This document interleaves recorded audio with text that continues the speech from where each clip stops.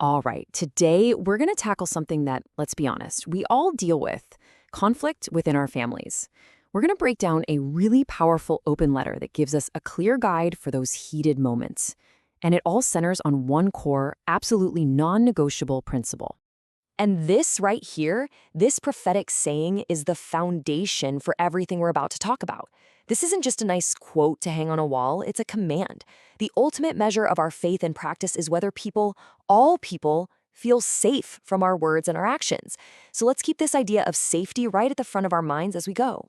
So here's how we're going to walk through this. First, we'll lock down that foundational rule of safety. Then we'll get into why family is such a uniquely difficult test. After that, we'll look at a two-part solution: the discipline of silence and then the path to repair. And we'll wrap it all up by looking at the final choice this presents to every single one of us. Okay, let's dive into part one: safety before speech. The core idea here is that safety isn't just a passive, nice idea. No, it's a strict, active discipline. It's something we have to consciously practice, not just something we hope for. And this brings us to a really powerful concept called responsible presence. See, we're not commanded to always be talking or always be engaged. We're commanded to be responsible. So if your words are about to cause harm or humiliate someone or just make a bad situation worse, then the most responsible and Islamic act is to choose silence. And look, this applies to everyone. There are absolutely no exceptions here. Not for your spouse, not for your parents, not for your kids. The duty to make sure people are safe from your tongue in your hand applies to the people closest to you, maybe even more so than it does to strangers.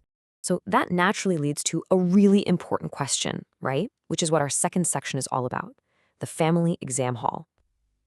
If this principle of safety is so clear, why is it so incredibly hard to practice at home? Well, the letter suggests a powerful reason. Our families are designed by Allah to be the ultimate test of our character. I mean, think about it. Why is it that conflicts with our family just feel so much more intense, so much more personal than any other disagreement we could possibly have? What is it about these relationships that makes them such a minefield? Well, the answer is pretty deep. It's because our families are the main stage, the battleground for our ego, our nafs. It's the place where our deepest insecurities, our pride, our triggers, and all our old wounds come right to the surface. A stranger can't push those buttons, but family? They know exactly where they are. And that's not a mistake. It's the very design of this test. You know, it's interesting to think about how our tests have changed over time. For our ancestors, the tests were often about physical survival, hunger, danger, scarcity. For many of us today, the primary struggle isn't out there, it's in here. It's navigating these incredibly complex relationships. The battles are internal, they're clashes of ego, authority, and pride, all happening inside our own home. So here's what's actually going on under the surface during one of these arguments. We all have a pure soul, right? But it's wrapped in this thing called the ego, the nafs. And family pressure, it doesn't just poke at the nafs, it targets it directly. It threatens its sense of self, its pride, its fears. And when the nafs feels threatened, its knee-jerk reaction is to do one of two things: dominate and win, or cut ties and run. Okay, so now that we understand the problem, let's get into the solution. And the first part is all about silence as a discipline. Now, we're not talking about giving someone the silent treatment to punish them. No, this is about using silence as a strategic, conscious act of worship to prevent harm. And this idea completely flips the script on how we see these moments. When a conversation is getting toxic and destructive, the most spiritually mature thing you can do is pause. In that moment, silence is safety. Creating a little distance is mercy. And showing that restraint, that is an act of obedience to God. Okay, so this is the practical part. How do you know when it's time to hit the pause button? Well, here's a quick checklist for yourself.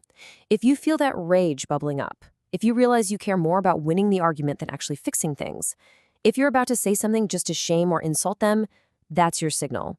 When your ego is screaming louder than your conscience, it is time to stop talking. But, and this is so important, pausing is only half the battle. That brings us to section 4, the path to repair. Because a temporary pause, one taken for safety, has to eventually lead back to an attempt at reconciliation. This might be one of the most crucial distinctions in this entire discussion. Taking space to cool down, to prevent more damage, is a prophetic practice. It's wise. But deciding to permanently sever your family ties, that's forbidden. There's a world of difference between a strategic pause and a permanent exile. So this means we really have to be honest with ourselves and check our intentions. Are we taking space to ensure safety, or are we just building a wall to protect our pride? This is the danger zone, refusing any and all attempts at reconciliation. Or worse, using the language of self-care to justify a hard heart. That's when we've crossed the line from a healthy boundary to a forbidden act. But what happens if you're just stuck? You know, when every time you try to talk, it just explodes again? Well, the Quran gives us a clear, practical instruction for this exact scenario. Bring in a mediator. Seeking help isn't a sign of failure. It's a sign of wisdom, humility, and obedience. So, when is it time to take that step and bring someone else in? Here are a few signs to look out for. If your conversations always explode, if nobody feels heard, if it's just a constant power struggle, or if you're just fighting about the same old wounds over and over again, it's time. It's time to find a neutral third party to help you have a healthier conversation. And all of this, everything we've talked about, it really boils down to one final, ultimate choice that we all have to make in these moments. It's a choice between your ego and your soul. And here it is, the choice laid out plain and simple. You've got two paths. Option one can feel easier in the moment. Protect the ego. Withdraw for good, justify it, harden your heart, avoid having to say sorry. But that path slowly, surely deadens the soul. Option two is so much harder. It means pausing when you have to, but then returning when you're calm. It means forgiving when it's tough. It means trying to repair things, even if it's messy and imperfect. This path might bruise the ego, but it's the only path that keeps the soul alive and growing. At the end of the day, this is about remembering who we are at our core. You might be a son, a daughter, a mother, a father, a sibling. But before any of that, your primary identity is this. You are a servant of Allah. And how you act within your family is a huge part of your worship and your accountability to Him. And that brings us right back to where we started. On the day of judgment, the question isn't going to be, did you win the argument or did you protect your pride? The question will be the one from that hadith we started with. Were people safe from you?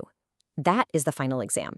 And that's the question this whole framework is designed to help us answer with a yes.